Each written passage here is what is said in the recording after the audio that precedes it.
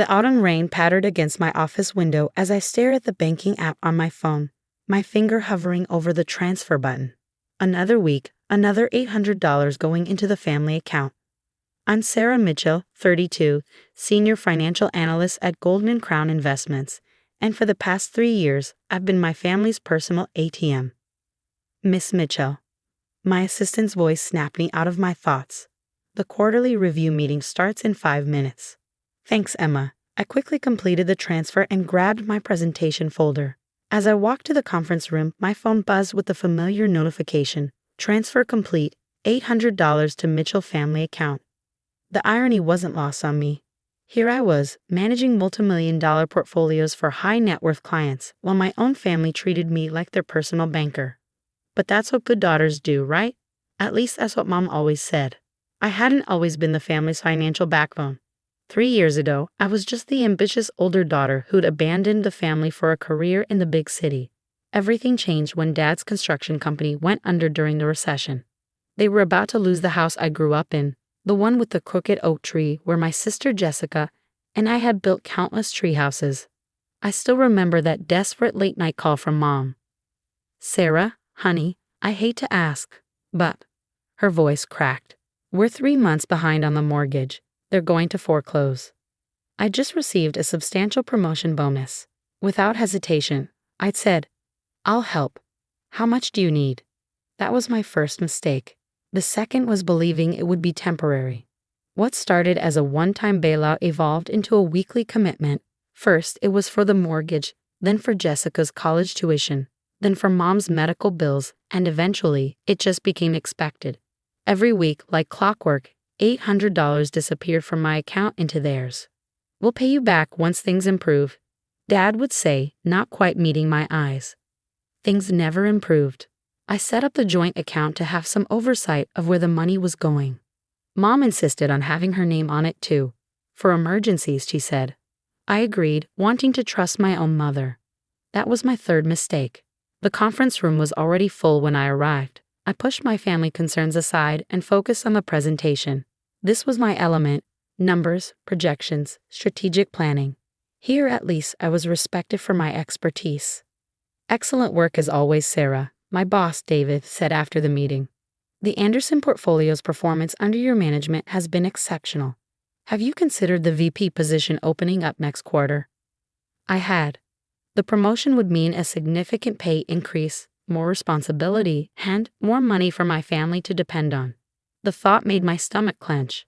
"I'll think about it," I said diplomatically. Back in my office, I found 3 missed calls from Mom and a text. "Call ASAP. Big news about Jessica." Jessica, my younger sister by 4 years, the family favorite, the one who could do no wrong.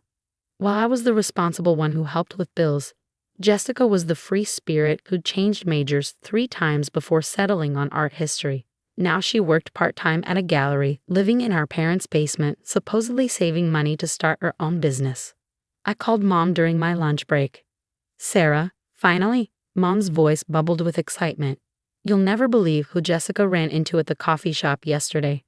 My heart skipped a beat. Something in her tone made me uneasy. "Who?" "Daniel. Can you believe it? After all this time."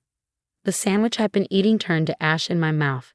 Daniel, my ex-fiancé, the man who'd left me at the altar 2 years ago, claiming he wasn't ready for commitment. "That's interesting," I managed to say.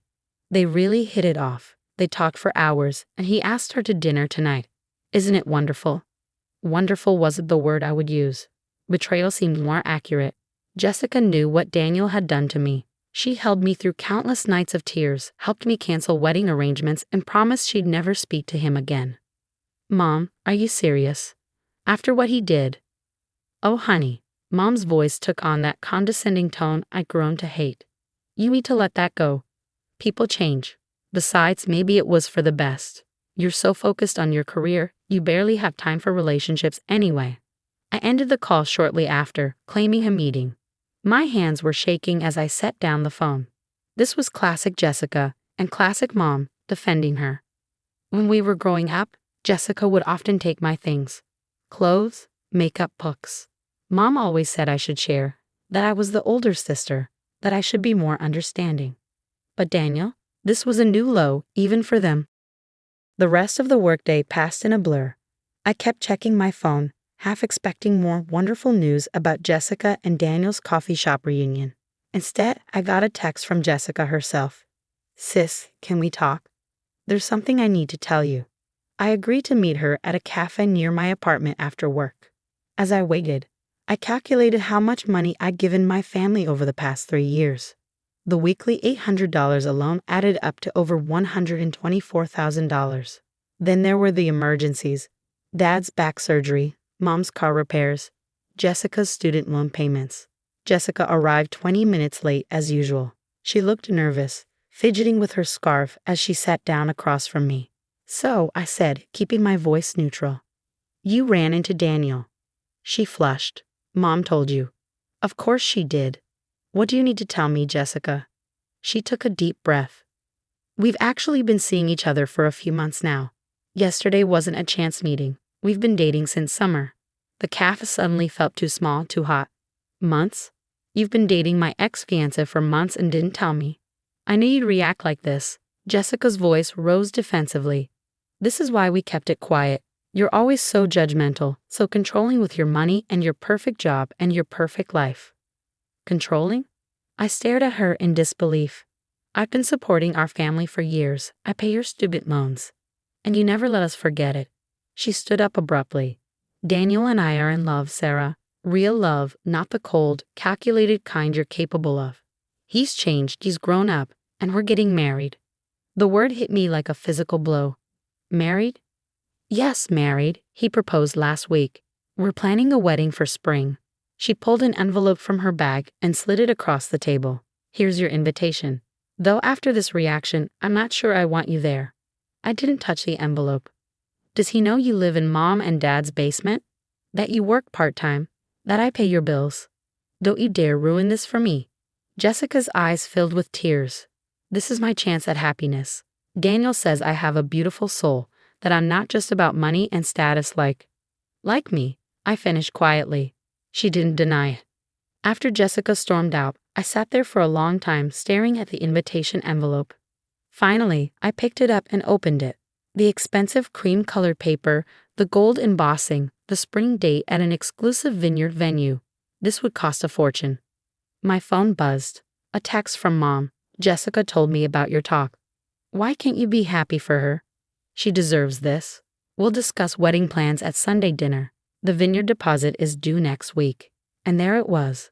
The assumption that I would pay, just like I paid for everything else. They weren't even going to ask. They were just going to use the joint account, the account I funded every week without fail. I opened my banking app again, but this time I wasn't making a transfer. I needed to check something in that joint account agreement I'd signed 3 years ago. Because if they thought I was going to finance my sister's wedding to the man who left me at the altar, they had another thing coming. My fourth mistake had been letting them take me for granted. But that was about to change. The joint account agreement was buried in my home office, filed away with other family financial documents. I found it late that night, hands trembling as I pulled it from the folder. 3 years of blind trust, of believing family meant something. What a fool I'd been. The next morning, I called in sick to work for the first time in 2 years. I needed to understand exactly what was happening with my money. Coffee in hand, I logged into the joint account and began downloading statements. The first red flag appeared immediately: a $15,000 withdrawal made 3 days ago.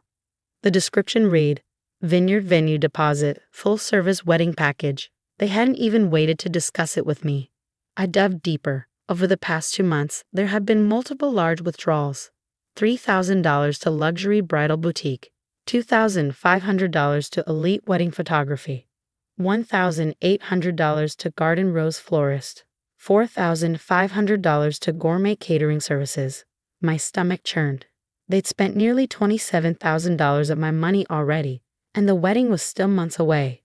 But what made me truly sick was a transfer from last week. $5,000 to Daniel Harrison Photography LLC. They were paying him, using my money to pay the man who'd abandoned me at the altar. My phone buzzed. "Mom." "Sarah, honey, are you coming to Sunday dinner? We need to discuss the wedding menu. The caterer needs final numbers by Friday." I took a deep breath. Mom, why didn't you tell me you were using the joint account for wedding expenses? A pause. Well, dear, you always say you want to help the family. This is helping. Jessica deserves a beautiful wedding. And Daniel, you're paying him to photograph his own wedding. He's very talented, Sarah. You're not still holding a grudge, are you? That's so petty. Jessica and Daniel are in love. Mom, that's my money. Money I earned. You should have asked me. Oh, here we go again. Mom's voice turned sharp. Always about the money with you. You make so much, but you're so selfish with it. A good daughter would want to share her success with her family. I closed my eyes, recognizing the familiar guilt trip. But this time, something was different. This time, I was angry.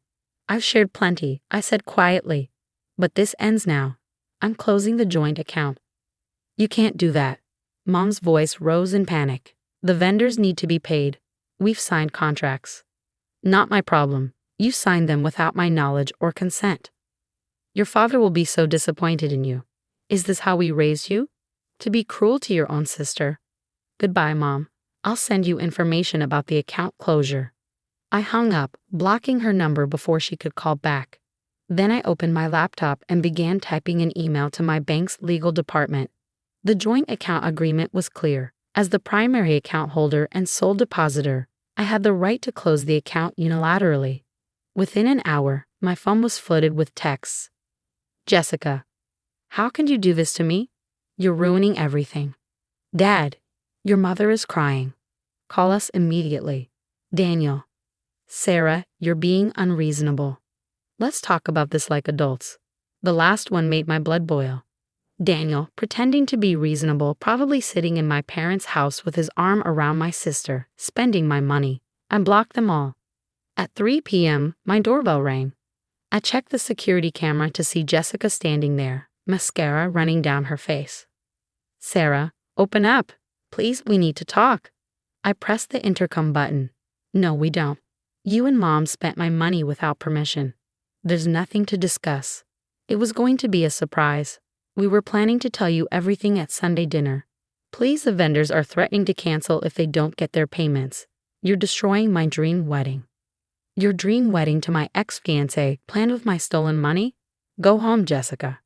You're just jealous, she screamed. Jealous that Daniel chose me, that I'm getting the wedding you never had. I watched through the camera as she finally left, kicking my door for good measure. Her words hurt, but not in the way she intended.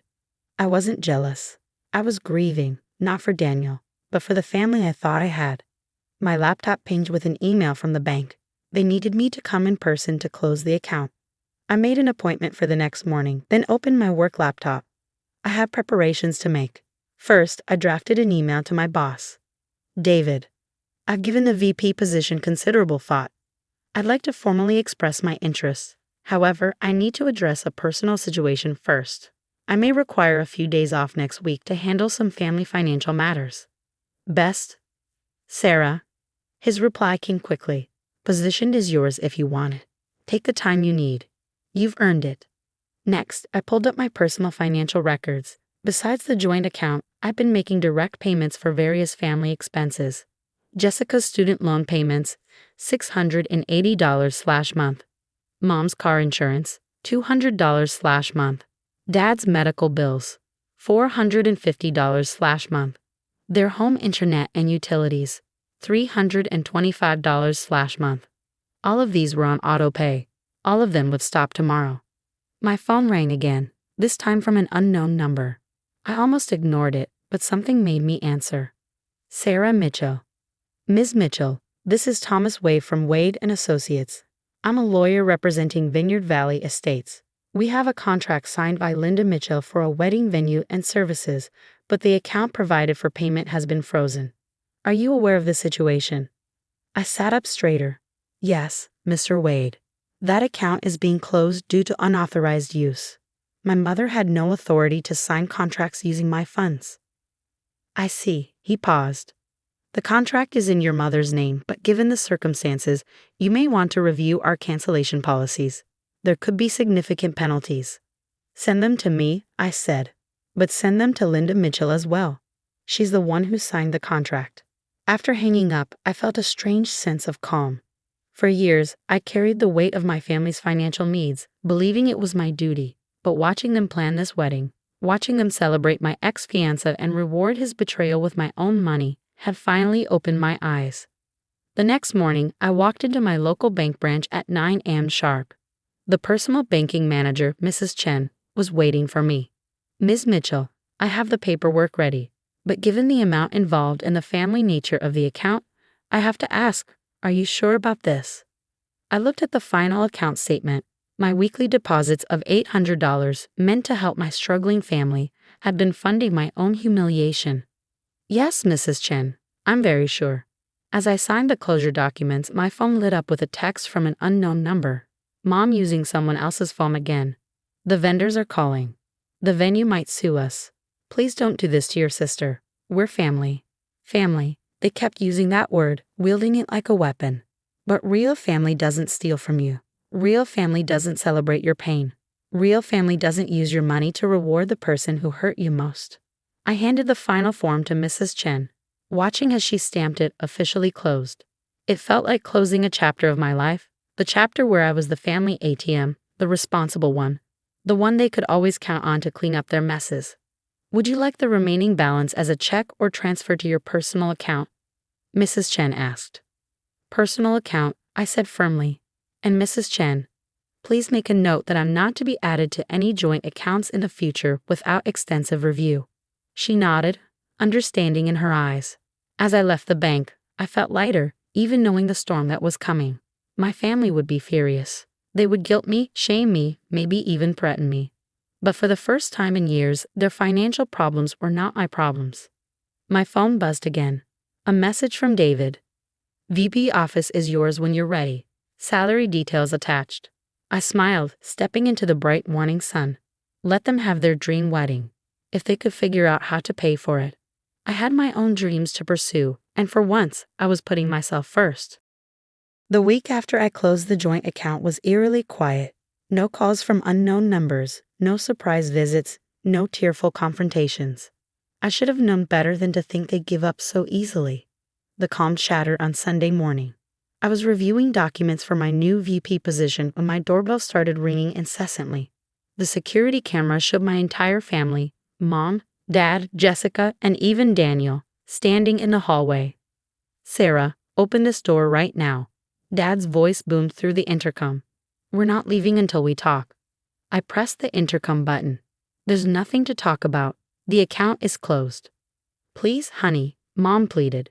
"The vendors are threatening legal action. The venue wants their money by tomorrow, or they'll cancel everything and keep the deposit. We can't lose this venue. It's perfect for Jessica's special day." "You mean the venue you booked with my money without asking me?" "That's not my problem." "Just listen to us," Daniel's smooth voice joined in. "We can work this out like reasonable people. Remember how we used to solve problems together?" My laugh was bitter. "Like how you reasonably left me at the altar? Or how you reasonably started dating my sister behind my back?" "That was different," he argued. "I wasn't ready then. I've grown. Jessica and I." "Save it," I cut him off. "Security has already been called. You can leave on your own or be escorted out." They left, but not before Mom's parting shot. "I never thought my own daughter would be so heartless. What will the family think when they hear about this?" The family. Of course she'd play that card. Within hours, my phone was buzzing with messages from aunts, uncles, and cousins. "How could you do this to your sister? Family should support each other. Jessica's wedding is a blessing. Why are you ruining it?" I blocked them one by one, then poured myself a glass of wine and opened my laptop. Time to set the record straight. I drafted a simple email. "Dear family, since there seems to be some confusion about recent events, let me clarify. For 3 years, I've supported our family financially through weekly deposits and direct payments.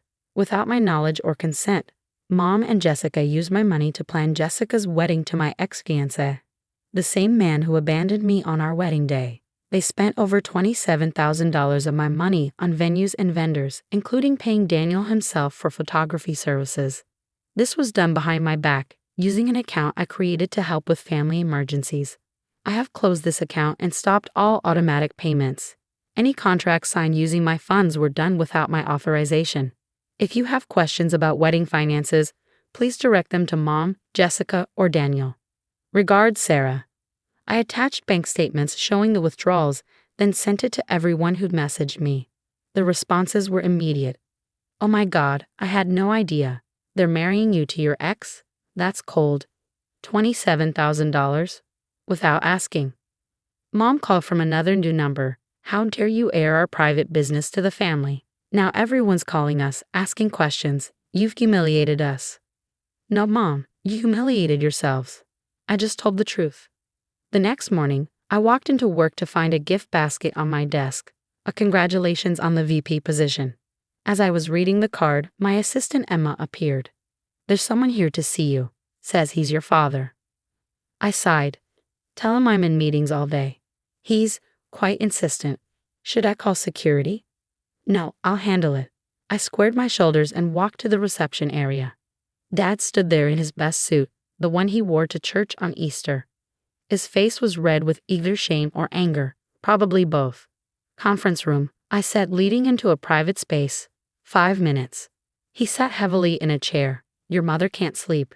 Jessica's crying constantly. Is that what you wanted?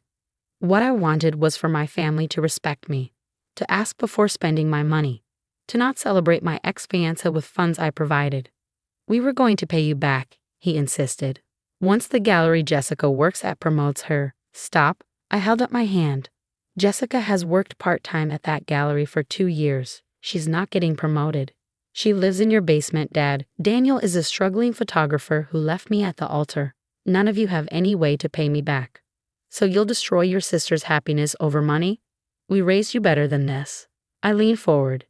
No, Dad, you raised me to be responsible, to work hard, to earn what I have. What happened to those values? When did it become okay to steal from your own daughter? We didn't steal, we're family. Being family doesn't give you the right to take what's mine. I have a meeting to get to. Please don't come to my workplace again. He stood, straightening his suit jacket. Your mother wants to have a family dinner tonight, to discuss options. My option is this. I'll consider resuming regular family contact once you all acknowledge what you did was wrong and make real changes. Jessica needs to move out and support herself. You and Mom need to handle your own finances, and Daniel needs to stay far away from me. That's your condition, abandoning your family when we need you most. My condition is being treated with basic respect. I opened the conference room door. Goodbye, Dad. That evening, I received an email from the Vineyard venue forwarded by Mom. Final notice. Payment of $32,000 required within 48 hours or contract will be voided with full retention of deposit. No extensions. Below it, Mom had written, See what you're doing to us? This is your last chance to make things right. I deleted the email and opened my banking app. My personal account, no longer drained by weekly family deposits, showed a healthy balance. The VP position came with a significant salary increase. For the first time in years, I could focus on my own future. My phone buzzed with a text from Daniel. Sarah, please. This venue means everything to Jessica. I know things ended badly between us, but can't you find it in your heart to help? For your sister's sake? I stared at his message, remembering our own wedding plans from 2 years ago. The careful budgeting, the moderate venue, the reasonable catering choices. I'd insisted on keeping costs down, on being practical. Had that been part of why he left? Because I wasn't willing to spend extravagantly on one special day. Now here he was, with my sister, planning an over-the-top wedding with stolen money. The irony was almost funny. I typed back a single response. I already paid for one wedding to you. I won't pay for a second. Then I blocked his number too.